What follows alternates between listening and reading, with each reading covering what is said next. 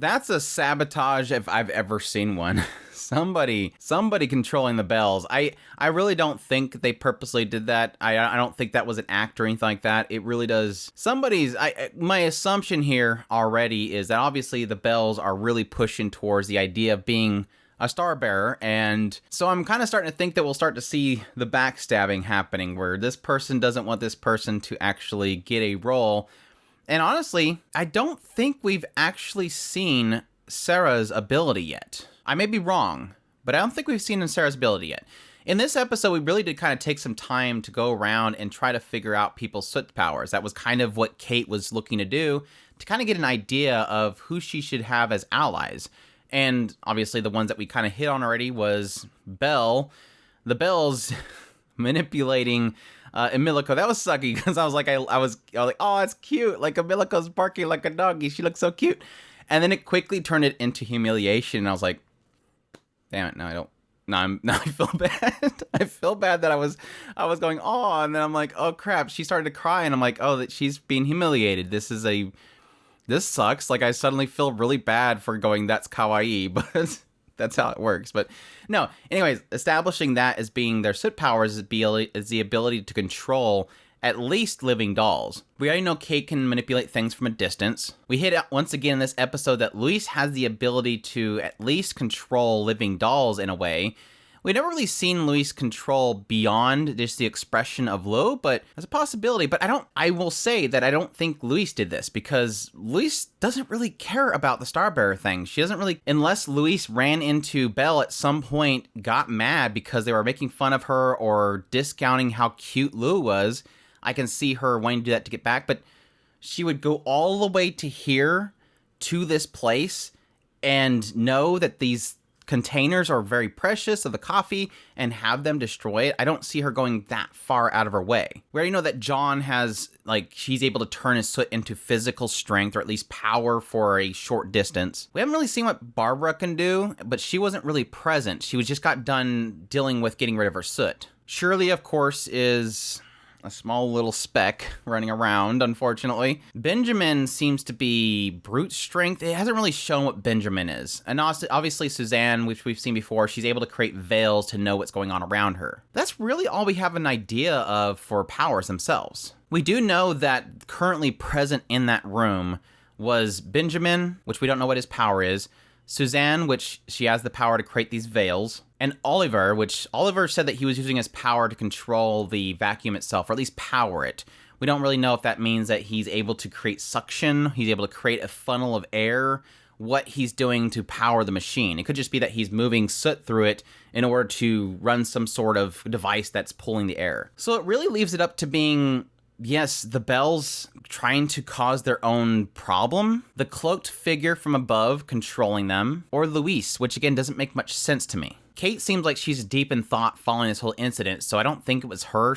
I guess she could have snuck over there and controlled them from a distance, but the way they looked kind of insinuated that they were being controlled by something. Like something was controlling not only just their movement, but their actual mind. So I'll be curious to see what ends up unfolding for what controlled the Bells. I don't think they would want to do that because they want to gain favor for becoming star bearers, but who else has, I guess, a draw or a desire to prevent them from drinking the coffee? This could actually be a two-part thing. This could either be somebody's trying to sabotage the Bells from being a star bearer, which there's plenty of candidates to be at fault for that, or it could be somebody's trying to prevent them from drinking that stuff, which that leaves just Kate and John. But the only thing that really does have me believe it's actually the Bells is that, and this is the theory that I came up with immediately when this happened, was there was a thought process of mine that what is their power? What is the Bells' power? Is to control people. They made Emilico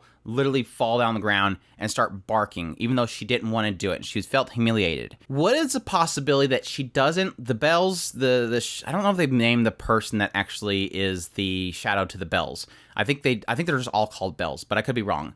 But the Bells' actual shadow family members, what if possibly they don't like, their whole thing is being able to control things.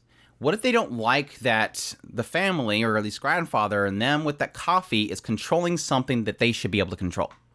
That's the only thing that makes me think that it could possibly be the bells that did it. Maybe not the living dolls, but the actual shadows. But yeah, I just jumped way ahead. Great episode overall. Really did enjoy this episode. A lot of fun action in it.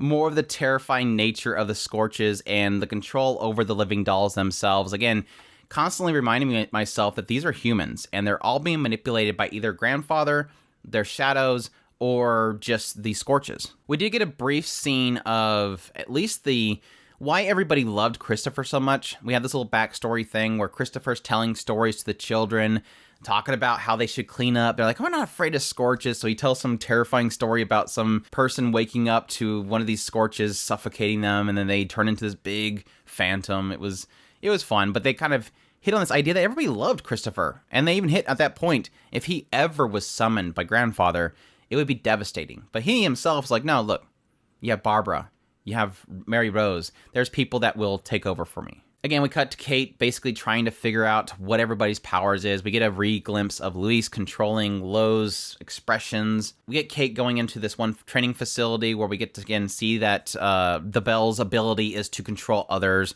Again, making a Milico bark, which, again, was cute, but at the same time, I felt really bad because she was humiliated, but I like that Kate knocked him over. It's like, oh, I just figured you lost control of your ability. But yeah, that's when we get the whole rejoicing party once again. Everybody's gathering together. Apparently, Barbara is currently weakened because she just got rid of a bunch of soot. We don't know where Rosemary is at the point. It does sound like Emilico is thinking about actually convincing the others that are at least in that small area not to take she says something about the fact that I can probably talk these people. I can probably explain things to this team. So I'm assuming she was going to tell them not to take it. But yes, Rosemary. What's with Rosemary? I'm starting to think there's something, there's a reason behind this. But yeah, Rosemary shows up and she has soot sickness. She apparently was taking out the garbage. And my immediate thought goes to, I wonder if Mary Rose or Rosemary is doing something they're not supposed to be doing. They're getting involved with something that is causing Rosemary to get soot sickness. Why is she keeps showing up with soot sickness? She's always the one that kind of starts these situations. So my thought process is that eventually we're going to find out that either Rosemary or Mary Rose, they're doing something behind the scenes and it's causing them to get messed up. But yeah, she shows up and releases a whole bunch of Scorches and everybody's going crazy. Mia gets infected by the soot sickness. Oliver runs off and grabs his big old huge vacuum and comes in. We finally get to see a Milico vacuum mode going crazy with the vacuum. I did like that Oliver's assistant tries to do it and she's just absolutely moe dork. Eventually Barbie shows up with two Shadow family members, Suzanne and Benjamin. They're not very helpful. I wonder if it's going to be revealed that it's just kind of beneath them to get involved, or if it's one of those things where they're not supposed to be around the Scorches. Because I immediately kind of assume that the soot sickness and stuff is really a sign of just the overall power of the soot itself. And that grandfather probably utilized this stuff for his own gain. Like, what if there's a thing where the grandfather has to take this soot, purify it in some way for his own gain, or at least enact his own control over it to utilize it? Like, the Scorches and the soot and everything themselves can control living dolls.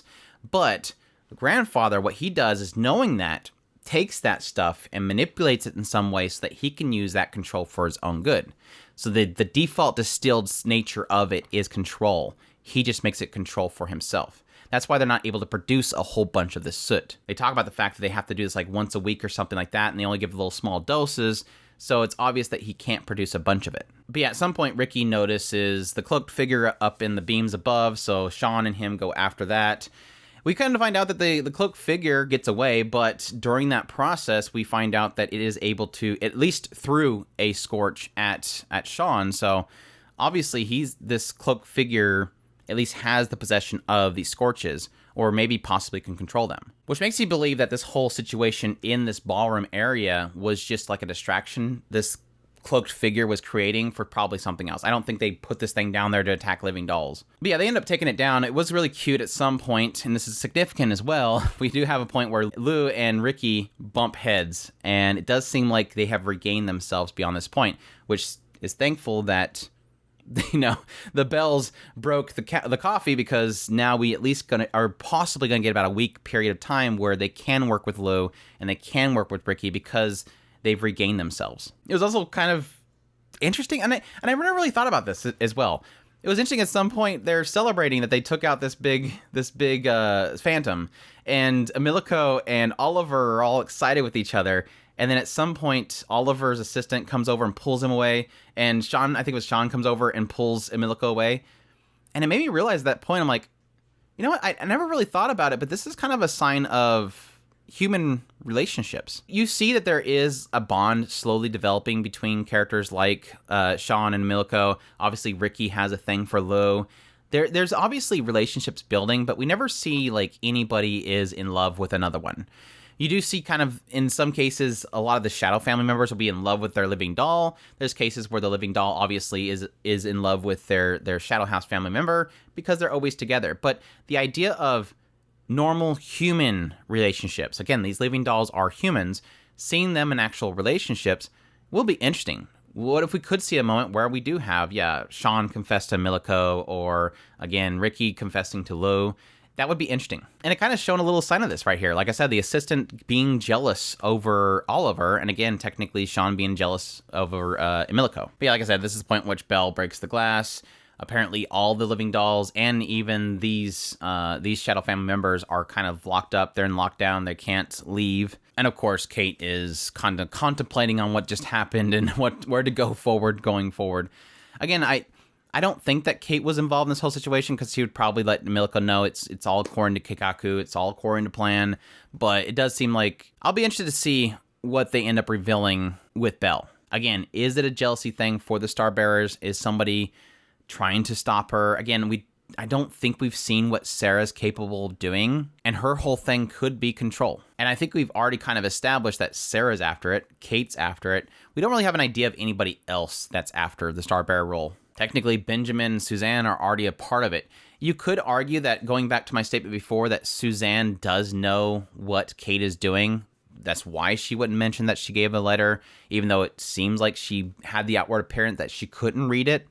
She could know what Kate's doing and is trying to help by getting rid of the bells. But again, she's more about creating veils. She's not about controlling people. It could be a side effect of what she can do. Maybe she can control the veils to force them to do something. But again, it seemed like the bells were mind controlled. Anyways, really excited for the next episode. I'm really happy to see that Lo and Ricky are snapped out of it. So hopefully you can finally start to see Kate trying to get something put together. And again, we'll probably see what happened with the twins, hopefully. But again, I'm kind of happy that we kind of got away from the whole Barbara and Christopher thing, because I'm really getting sick of seeing these very small snippets of their past and kind of expecting it's going to do something really crazy, because we're taking so long to kind of piecemeal it out. But anyway, looking forward to the next episode. I hope you guys enjoyed this video. As always, if you did, make sure to hit that like button down below. Comment, let me know what you thought of the episode. Did I miss something?